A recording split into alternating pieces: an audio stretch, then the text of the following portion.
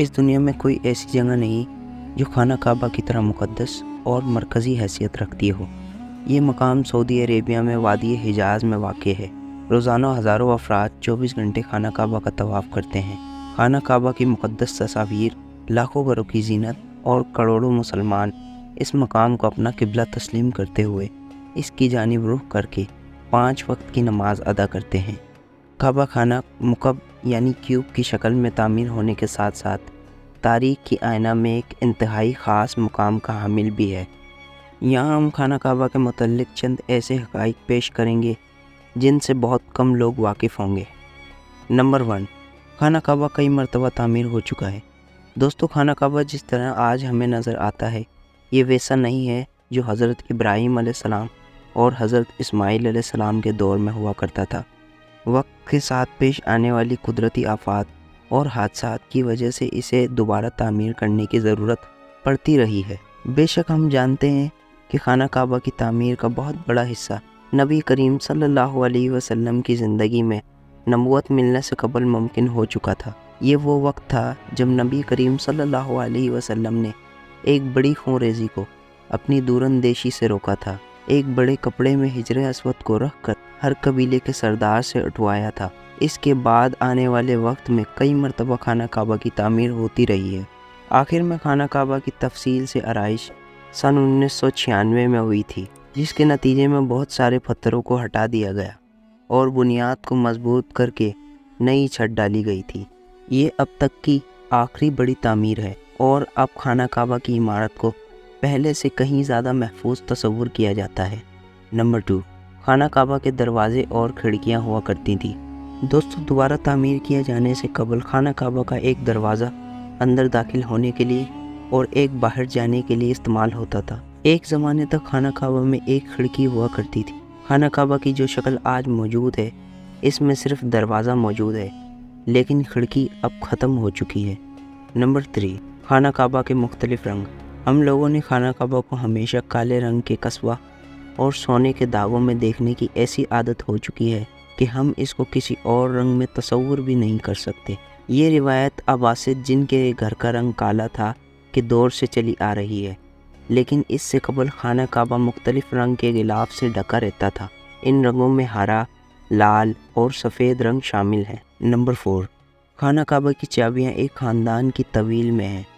فتح مکہ کے وقت نبی کریم صلی اللہ علیہ وسلم کو خانہ کعبہ کی چابیاں دی گئی تھیں، لیکن بجائے اس کے کہ آپ صلی اللہ علیہ وسلم یہ چابیاں اپنے پاس رکھتے، صلی اللہ علیہ وسلم نے یہ چابیاں بنی شائبہ خاندان کے عثمان بن طلحہ کو واپس کر دی۔ اس وقت سے آج تک وہ چابیوں کے روایتی رکھوال ہیں اور نبی کریم صلی اللہ علیہ وسلم کے نادر الفاظ کی روشنی میں یہ چابیاں ہمیشہ ان کے پاس ہی محفوظ رہیں گی۔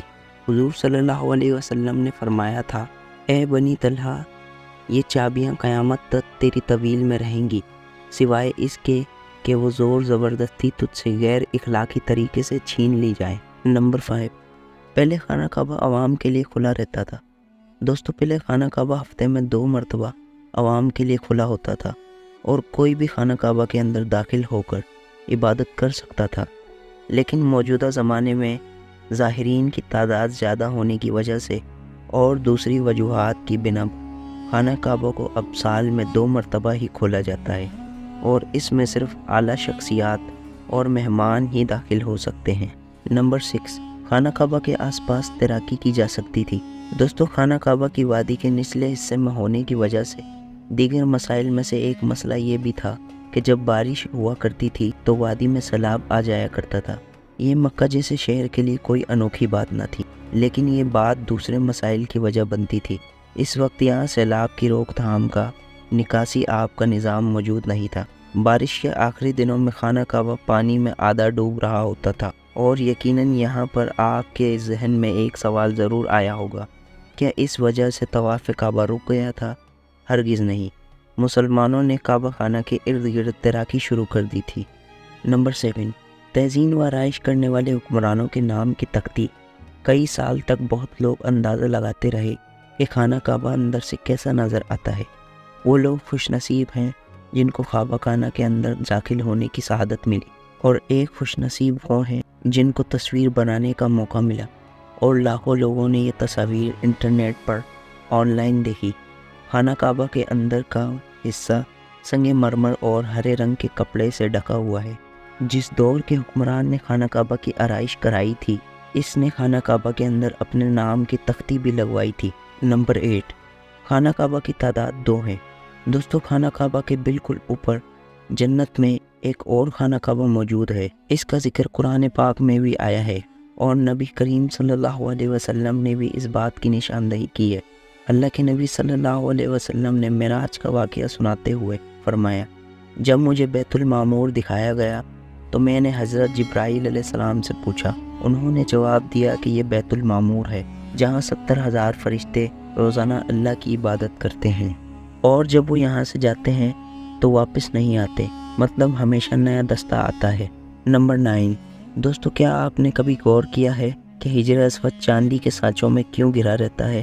کچھ لوگوں کا خیال ہے کہ حجر اسود امویات کی فوج کے ہاتھوں مارے گئے پتھر لگنے کی وجہ سے ٹوٹ گیا تھا جب وہ مکہ پر قابض ہوئے تھے، جبکہ یہ پتھر عبداللہ بن زبیر کی ملکیت میں تھا۔ ذرائع کے مطابق حجر اسود بحرین سے تعلق رکھنے والے اسماعیلی گروپ کنگ مارٹینز کے ہاتھوں ٹوٹ گیا تھا۔ ان لوگوں کا خیال تھا کہ حج معمارہ کے ثابت کرنے کے لیے ان لوگوں نے 10,000 حجاج کو مار کر ان کی باقیات کو آب زمزم کے کنویں میں پھینک دیا، اور یہ غیر اخلاقی عمل کافی نہیں ہے۔ یہ شیطان حجر اسود کو عرب کے مشرق میں لے گئے اور پھر عراق کے شہر کوفہ لے گئے، جہاں اس کے عوض طعام وصول کیا گیا۔ جب ان کو مجبور کیا گیا تھا کہ وہ اس کو خلیفہ عباسد کو واپس کر دیں، جب اسے واپس کیا گیا تھا تو یہ ٹکڑوں میں تھا، اور اس کو یکجا کرنے کا صرف ایک ہی حل سمجھ آیا تھا کہ اس کو چاندی کے سانچوں میں رکھا جائے۔ کچھ تاریخ دانوں کے مطابق اس مقدس پتھر کے کچھ حصے آج بھی کہیں گم ہیں۔ نمبر 10، خانہ کعبہ مکعب کی شکل کا نہیں ہے۔ مکعب کی شکل یعنی اسکوائر سے مشہور خانہ کعبہ دراصل مستطیل کی شکل کا ہے۔ خانہ کعبہ کبھی بھی مکعب کی شکل کا نہیں تھا۔ اس کی اصل زاویے کے مطابق یہ آدھا گول حصہ ہے، جس کو حجر اسماعیل بھی کہا جاتا ہے۔ نبی کریم صلی اللہ علیہ وسلم کو نبوت ملنے سے پہلے جب خانہ کعبہ کی دوبارہ تعمیر ہوئی تھی، تب قریش نے اس بات کی حامی بھری تھی کہ وہ حلال کمائی سے ہی اس کی تعمیر کو مکمل کریں گے۔